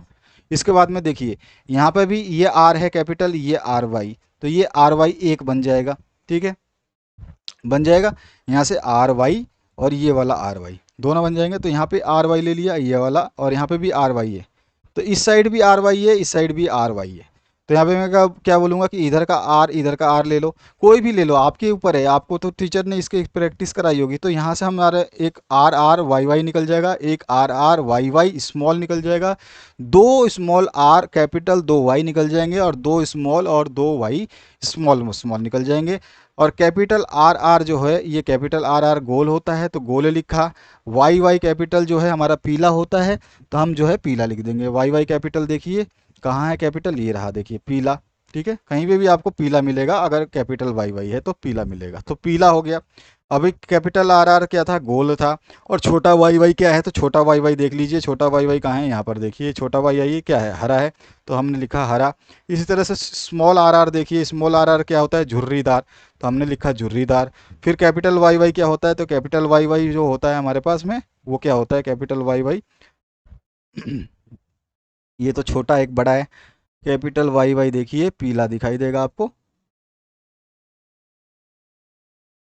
देखिए कैपिटल वाई वाई पीला है, तो हमारे पास में ये पीला आ गया। इसी तरह से स्मॉल आर आर अभी हमने देखा था झुर्रीदार होता है, और स्मॉल वाई वाई क्या होता है, हरा होता है, तो स्मॉल वाई वाई जो है हमारा हरा हो जाएगा। ये स्मॉल वाई वाई है, ठीक है, ऐसे ऐसे टेढ़ा जाएगा। इसके बाद में आपका थर्ड वाला भी इसी तरह से करेंगे, तो यहाँ पर भी आपका जो है ये आपका दो आर हैं तो दोनों आर को ले लेंगे एक साथ, और दोनों वाई को ले लेंगे, तो ये हमारे पास ये बन जाएगा। और आर आर का मतलब झुर्रीदार और स्मॉल वाई का मतलब हरा। इसके बाद में हम इसको भी ऐसे ट्रीट कराएंगे, तो हमारे पास एक आर वाई निकलेगा, एक आर वाई छोटा और एक आर वाई बड़ा निकलेगा। फिर इसमें से आर आर एक तरफ लिख लेंगे और इसमें से वाई वाई एक तरफ लिख लेंगे। अब हमें पता है कि आर आर का मतलब होता है गोल, और कैपिटल वाई और स्मॉल वाई का मतलब होता है पीला, तो ये गोल पीला हो गया। तो इस तरह से इसको हमें बनाना होता है, इसको आप प्रैक्टिस कर लेना अच्छे तरीके से, इसमें से क्वेश्चन आएंगे। नेक्स्ट जो पार्ट है, रंध्रों के खुलने तथा बंद होने की प्रक्रिया को चित्र द्वारा स्पष्ट करना है। तो पत्तियों की एपिडर्मिस में बहुत छोटे छोटे रंध्र होते हैं जिनका खुलना और बंद होना द्वार कोशिकाओं यानी गार्ड सेल द्वारा नियंत्रित होता है। पौधों में लगभग 90% जल का क्षय जो है रंध्रों द्वारा होता है, यानी कि जल जो होते हैं उसका क्षय जो है रंध्रों द्वारा होता है। इसका चित्र भी बनाना है, तो इस तरह का आप चित्र बना देंगे, बहुत सिंपल सा चित्र है आपका। इसके बाद में रंध्र का खुलना व बंद होना द्वार कोशिकाओं में उपस्थित स्फीति दाब के ऊपर निर्भर करता है। जब कोशिकाएं, द्वार कोशिकाएं सुदृढ़ होती हैं तब रंध्र खुलते हैं, और जब द्वार कोशिकाएं पानी छोड़ देती हैं तो रंध्र बंद हो जाते हैं। ये तो हमने एक लाइन में बताया कि रंध्र खुलते हैं और बंद होते हैं, लेकिन हमें क्या है यहाँ पे समझाना है, 4 नंबर लेने हैं तो 4 नंबर के हिसाब से लिखना है। तो प्रकाश संश्लेषण, इसको मैं बताऊंगा, शॉर्ट में भी लिखा है मैंने, बहुत शॉर्ट में, जिसको आप याद कर लोगे आपको ये याद हो जाएगा। प्रकाश संश्लेषण के दौरान पत्तियों में कार्बन डाइऑक्साइड का स्तर जो है गिर जाता है और शर्करा का स्तर रक्षक कोशिकाओं के कोशिका द्रव में बढ़ता जाता है। फलस्वरूप परासरण दाब और स्फीति दाब में परिवर्तन हो जाता है। इससे रक्षक कोशिकाओं में एक कसाव आ जाता है, जिससे बाहर की भित्ति बाहर की ओर खींची जाती है या खींचती हैं, और इससे अंदर की भित्ति भी खिंच जाती है। इस प्रकार रंध्र चौड़ा होकर के खुल जाता है। खुलने का बता दिया। अब हम बात करते हैं बंद होने का। अंधकार में शर्करा स्टार्च में बदल जाती है, जो अविलय होती है, और रक्षक कोशिकाओं की कोशिका द्रव में शर्करा का स्तर जो है वो गिर जाता है। शर्करा का स्तर गिरने से क्या होता है, रक्षक कोशिकाएं जो है ढीली पड़ जाती हैं, जिससे रंध्र जो है वो बंद हो जाता है। तो खुलना बंद हमने बता दिया, और इसका संक्षिप्त वर्णन मैं आपको दे रहा हूँ खुलता कैसे। देखिए, आपको स्कूल अगर याद नहीं रहता तो आपको केवल ये पॉइंट याद रखने हैं और इन पॉइंटों को मिला के लिख देना। सबसे पहले जो है प्रकाश की उपस्थिति में प्रकाश संश्लेषण होता है, जिसमें कार्बन डाइऑक्साइड की सांद्रता जो है कम हो जाती है और पीएच का मान जो है बढ़ जाता है, जिसकी वजह से स्टार्च का शर्करा में परिवर्तन होने लगता है और परासरण सांद्रता में वृद्धि भी होने लगती है, जिससे जल का चूषण शुरू हो जाता है या प्रारंभ हो जाता है और स्फीति दाब में वृद्धि हो जाती है, तथा बाहरी भित्तियों का बाहर की ओर खिंच जाने के वजह से रंध्र जो है खुल जाता है। ठीक है, तो ये छोटा सा मैंने पॉइंट वाइज दिया है। इसको अगर आपने याद कर लिया तो आप आसानी से अपने शब्दों में लिख सकते हैं। रंध्र बंद कैसे होता है, जब रात्रि का समय या अंधेरा होता है तो प्रकाश संश्लेषण बंद हो जाता है, कार्बन डाइऑक्साइड की सांद्रता जो है वो बढ़ जाती है। यहाँ पे कम होती थी, यहाँ पे बढ़ जाती है। यहाँ पे पीएच का मान बढ़ रहा था, यहाँ पे कम हो जाएगा। ध्यान रखना, हर चीज़ वहाँ पे लिखा है उसका उल्टा होता जाएगा। पीएच का मान जो है वो कम हो जाता है। शर्करा का स्टार्च में जो है परिवर्तन हो जाता है। यहाँ पे स्टार्च का शर्करा में परिवर्तन होता है, यहाँ पे शर्करा का स्टार्च में परिवर्तन हो जाता है, और परासरण दाब में या सांद्रता में है कमी आ जाती है। यहाँ पर क्या होती है, वृद्धि, यहाँ पे क्या हो जाती है, कमी। और जो है आपका फिर क्या होता है, बाह्य परासरण जो है वो क्या होता है, कमी हो जाती है, जिसकी वजह से स्फीति दाब में भी कमी हो जाती है, और भित्तियों का पूर्व स्थिति में होने की वजह से रंध्र छिद्र बंद हो जाते हैं। ठीक है, तो इस तरह से आप जो है इस छोटे से पार्ट को भी याद करके अपने आंसर को दे सकते हो। आपकी मर्जी है, मैंने आपको बता दिया, अब आपके ऊपर डिपेंड है। 10वां क्वेश्चन है, वातावरण में कार्बन डाइऑक्साइड स्तर पर नियंत्रण करने के लिए कुछ उपाय सुझाइए। तो ये उपाय तो आप खुद अपने हाथों से लिख सकते हैं, अपने मन से बना के लिख सकते हैं, फिर भी मैंने यहाँ पे आपको गाइड कर दिया है। मोटर कारों में पेट्रोल की खपत कम करें, एक तो ये सुझाव है हमारा। सीएनजी अथवा स्वच्छ ईंधन का उपयोग करें, ये दूसरा सुझाव है हमारा। सी पार्ट में कूड़े कचरे को न जलाएं बल्कि उससे खाद बनाएं। इसके बाद में तीसरा हम लिख सकते हैं, चौथा लिख सकते हैं, वातावरण में छोड़ने से पहले धुएं को उपचारित करें ताकि उसमें विद्यमान जो जहरीली गैसें हैं वो अलग हो जाएं। उसके बाद में हम अगला कह सकते हैं, वृक्ष लगाएं और सभी को जागरूक करें। वनों की कटाई कार्बन उत्सर्जन के महत्वपूर्ण कारकों में से एक है। पेड़ वातावरण में कार्बन डाइऑक्साइड को अवशोषित और संग्रहित करते हैं, यानी कि अपने पास ले लेते हैं, लेकिन पेड़ एक बार कट जाने के बाद में कार्बन को अवशोषित नहीं कर सकते। पेड़ लगाना जलवायु प्रदूषण को कम करने का सबसे सस्ता प्राकृतिक तरीकों में से एक है। इस तरह से आप समझा सकते हैं। और भी आप बता सकते हैं, स्वच्छ ऊर्जा का चयन करें। स्वच्छ ऊर्जा कार्बन उत्सर्जन को कम करने में मदद करने का एक और तरीका है। तापीय ऊर्जा यूज़ कर सकते हैं, सौर पैनल यूज़ कर सकते हैं, और साथ ही साथ में पवन चक्की, ये सभी ऊर्जा के स्रोत हैं। इनमें उच्च स्तर की स्थिरता होती है और इनसे कार्बन का उत्सर्जन भी नहीं होता। इसके बाद और क्या लिख सकते हैं आप लिख सकते हैं, बिजली बनाने के लिए कोयले का प्रयोग ना करें और इसके स्थान पर विद्युत उत्पाद के लिए बड़े बड़े बांधों का निर्माण किया जाए, जिससे कि डायनामो लगा करके और बड़े बड़े टरबाइन लगा करके विद्युत उत्पादन किया जाए। तो ये सारी चीज़ें आप बता सकते हैं, मैंने आपको गाइड कर दिया। आप अपने शब्दों में इतना लिख देंगे तो 4 नंबर मिल जाएगा, बाकी आपकी मर्जी है, आप इसमें भी डिस्क्राइब कर सकते हैं थोड़ा थोड़ा। अगला जो क्वेश्चन है, वृक्कों में मूत्र निर्माण की प्रक्रिया को सचित्र वर्णन करना है। तो ये देखिए, यहाँ पर आपका वृक्क है और इसमें जो है इसको वर्णन करने से पहले मैं आपको एक चीज़ बता दूं, जिसको हम थोड़ा सा आगे देख लेते हैं। चलिए पहले मैं आपको बता देता हूँ इसको, फिर बाद में देखेंगे। तो यहाँ पर जो है, मूत्र निर्माण का उद्देश्य रुधिर में से अपशिष्ट पदार्थों को छानकर बाहर निकालना है। फेफड़ों में कार्बन डाइऑक्साइड रुधिर से पृथक हो जाती है, किंतु नाइट्रोजनी अपशिष्ट पदार्थ जैसे यूरिया, यूरिक एसिड वृक्क में रुधिर से पृथक किए जाते हैं। कहाँ करे किए जाते हैं? ये जो है वृक्क में पृथक किए जाते हैं। तो आपको ये डायग्राम बना देना है, आसानी से बना सकते हैं, ठीक है। साथ साथ में अगर आप ये बना देंगे तो और बेहतरीन है, ठीक है। तो ये चीज़ आपको ध्यान रखना है। ये वृक्क जो है आपका, आपने जो इसमें दिखाया वृक्क छोटा छोटा सा, ये जो किडनी दिखाई है आपने, इसका जो है हमने बड़ा स्ट्रक्चर बाहर जो है ड्रॉ करके बना दिया है। तो एग्जामिनर जब डायग्राम देखेगा तो ना आपके इस थ्योरी को नहीं पढ़ेगा। आपने देखा, आपने बना दिया डायग्राम, तो समझ लो कि वो आपको नंबर देना ही देना है। अब आगे बढ़ते हैं। मानव शरीर में दोनों वक्र में रक्त महाधमनियों की शाखाओं द्वारा लाया जाता है। तो मानव शरीर में दोनों वक्र में जो है रक्त जो है महाधमनी की शाखाओं द्वारा लाया जाता है। तत्पश्चात रक्त कोशिकाओं के गुच्छे तक पहुंचता है। रक्त में उपस्थित कुछ जल कोशिकाओं की दीवारों द्वारा अवशोषित कर लिया जाता है। तो रक्त में उपस्थित जो भी कुछ जल है थोड़ा बहुत, वो कोशिकाओं की दीवारों द्वारा अवशोषित कर लिया जाता है, जिसे लसिका कहते हैं। फिर नली की दीवारों से होता हुआ अंदर आ जाता है। नली का उभरा भाग तरल पदार्थ छन जाता है, ठीक है, अंदर आता है, और नली का उभरा भाग से, जो नली का उभरा भाग है उससे तरल पदार्थ छन जाता है। हर एक वक्र में बनने वाला मूत्र एक लंबी नलिका, जिसे मूत्रवाहिनी यानी अर्टर कहते हैं, मूत्रवाहिनी कहते हैं, में प्रविष्ट करता है, जो वक्र को मूत्राशय यानी यूरिनरी ब्लैडर से जोड़ता है। और मूत्राशय में मूत्र तब तक इकट्ठा रहता है जब तक कि फैले हुए मूत्राशय का दाब मूत्र मार्ग द्वारा उसे बाहर ना निकाल दे। अपशिष्ट पदार्थों को नलिका की कोशिकाओं द्वारा उत्सर्जित कर दिया जाता है तथा लसिका में से कुछ पदार्थों अथवा जल की मात्रा अवशोषित कर ली जाती है।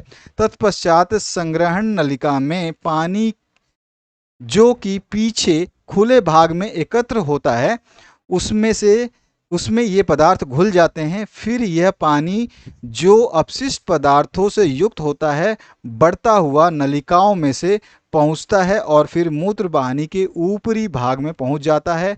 यह द्रव्य ही मूत्र यानी कि यूरिन कहलाता है। तो इस तरह से यूरिन का निर्माण होता है, ठीक है। तो हमने चित्र भी बना दिया और साथ ही साथ निर्माण भी बता दिया। इसमें से आप 1-2 पॉइंट, 2-4 लाइनें अपनी तरफ से कम ज़्यादा करना चाहते हैं कर सकते हैं, कोई इशू नहीं है। लेकिन नंबर देख लीजिए, 6 नंबर है, ठीक है। 6 नंबर नहीं मिलेंगे कम लिखोगे तो। अथवा पार्ट में जो पूछा गया है, मानव नर जनन तंत्र का सचित्र वर्णन करें, ये भी 6 नंबर का है। तो 6 नंबर का भी आंसर मैं बताऊंगा। तो जनन तंत्र का तो आप इस तरह का डायग्राम आपके बुक में दिया गया है, बना दोगे। अब यहाँ पर जो है जनन कोशिका उत्पादित करने वाले अंग एवं जनन कोशिका को निषेचन के स्थान तक पहुँचाने वाले अंग संयुक्त रूप से नर जनन तंत्र बनते हैं, ठीक है। ये चीज़ समझ में आ गई, या कहलाते हैं। नर जनन तंत्र क्या होता है, अब इसको हम देखते हैं। नर जनन कोशिका अथवा शुक्राणु का निर्माण वसण में ही होता है। यह उदर गुहा के बाहर वृषण कोश में स्थित होते हैं। इसका कारण यह है कि शुक्राणु उत्पादन के लिए आवश्यक ताप शरीर के ताप से कम होता है। तो इसीलिए जो है वृषण जो है हमारे टेस्टिस जो होते हैं, ये हमारे बाहर होते हैं, ठीक है। क्योंकि इनके तापमान जो है, देखो यहाँ पे क्या लिखा है कि इनके आवश्यक ताप शरीर के ताप से कम होना चाहिए, ठीक है। टेस्टोस्टेरोन हार्मोन के उत्पादन एवं स्त्रवण में वृषण की भूमिका की चर्चा, यहाँ पर ये ज़्यादा ही लिख दिया है, एक्स्ट्रा लिख दिया है। अब इसमें जो है वो एक्स्ट्रा लाइन थी। उत्पादित शुक्राणुओं का मोचन जो है शुक्र वाहिकाओं द्वारा होता है। ये मूत्र वाहिकाएं मूत्राशय से आने वाली नली से जुड़कर एक संयुक्त नली बनाती हैं। अतः मूत्र मार्ग, जो कि आपका शुक्राणुओं एवं मूत्र दोनों के प्रवाह के उभय मार्ग है, यानी कि कॉमन मार्ग है, प्रोस्टेट और शुक्राशय अपने स्रावन शुक्रवाहिका में डालते हैं, जिससे शुक्राणु एक तरल माध्यम में आ जाते हैं और इसके कारण इनका स्थानांतरण सरलता से होता है। साथ ही यह स्रावण उन्हें पोषण भी प्रदान करता है। और शुक्राणु सूक्ष्म संरचनाएं हैं जिन्हें मुख्यतः आनुवांशिक पदार्थ कहते हैं, और तथा एक लंबी पूंछ होती है इनकी, जो उन्हें मादा जनन कोशिका की ओर तैरने में सहायता करती हैं। तो अगर आप ये केवल इतना लिखते हैं तो आपको केवल 4 नंबर के ज़्यादा नहीं मिलेगा, 4 नंबर से ज़्यादा आपको इसमें नहीं देगा। लेकिन अगर आप पूरे 6 नंबर लेना चाहते हैं, 6 नंबर पूरे आपको चाहिए, तो आप लिखेंगे नीचे वाला सॉल्यूशन। ठीक है। मनुष्य में जनन तंत्र का वर्णन निम्नलिखित है। तो इसमें हम क्या करेंगे, सबसे पहले हम जो टेस्टिस है, आपका वृषण है, उसके बारे में बताएंगे, वृषण में क्या होता है। उसके बाद में एपिडर्मिस क्या होती है, एपिडर्मिस में क्या होगा वो बता देंगे। शुक्र वाहिका में क्या होगा वो बता देंगे। शिश्न में क्या होगा, और सहायक ग्रंथियां क्या करती हैं, प्रोस्टेट ग्रंथियां क्या करती हैं, और काउप्स ग्रंथियां क्या करती हैं, और साथ में शुक्राशय क्या करता है। तो इस तरह से आप जो है इन पॉइंटों के हिसाब से समझाओगे तो इसमें आपको मिलेंगे 6 नंबर पूरे। ठीक है। तो इसमें से आप 1-2 पॉइंट जो आपको नहीं समझ में आ रहा है, नहीं लिखना है, उनको मत लिखो। भले जैसे सहायक ग्रंथियां नहीं लिखना है, इसको मत लिखो, इस पॉइंट को कोई इशू नहीं है। प्रोस्टेट ग्रंथि नहीं लिखना है, मत लिखो, इसकी भी आवश्यकता नहीं है। क्राउप्स ग्रंथि नहीं लिखना है, इसको भी मत लिखो। तो ये 3 ग्रंथियों को छोड़ करके बाकी आपको सारा लिखना है, तो आप सारा याद कर सकते हो। लेकिन अगर जो बच्चे ये लिख देते हैं तो उनके लिए तो अच्छा है कि कुछ ना कुछ जो है आपको एडवांटेज ही मिलेगा। और एक चीज़ आपको महत्वपूर्ण सूचना दे दूं, हिंदी और अंग्रेजी माध्यम के लिए विज्ञान यानी कि आपका साइंस का जो पीडीएफ नोट्स है वो अपलोड कर दिया गया है। पीडीएफ फॉर्म में ये अपलोड है, फ्री में है ये। डिस्क्रिप्शन में, इसी वीडियो के डिस्क्रिप्शन में लिंक है, जा करके इसको डाउनलोड कर लें। लाइक करना, वीडियो को शेयर करना और चैनल को सब्सक्राइब कर लें। अगर आप पूरे विषय के सब्जेक्ट के जो है कंप्लीट सॉल्यूशन जो है यहाँ पे दिए जा रहे हैं, कंप्लीट सॉल्यूशन आपको कहीं नहीं मिलेंगे। यहाँ पर हम आपको कंप्लीट सॉल्यूशन देंगे, भाषण नहीं करेंगे। सीधा सीधा आपको जो है बोर्ड एग्जाम की तैयारी कराई जा रही है। अगर आपको तैयारी करनी है तो अपने दोस्तों के साथ में यहाँ पर बने रहिए, और अगला वीडियो जो है आपका नेक्स्ट सब्जेक्ट का अपलोड किया जाएगा फुल सॉल्यूशन के साथ में। आशा करता हूँ इस वीडियो से आप लोगों को ज़रूर कुछ ना कुछ अच्छा हासिल होगा। Thank you very much. Have a good day.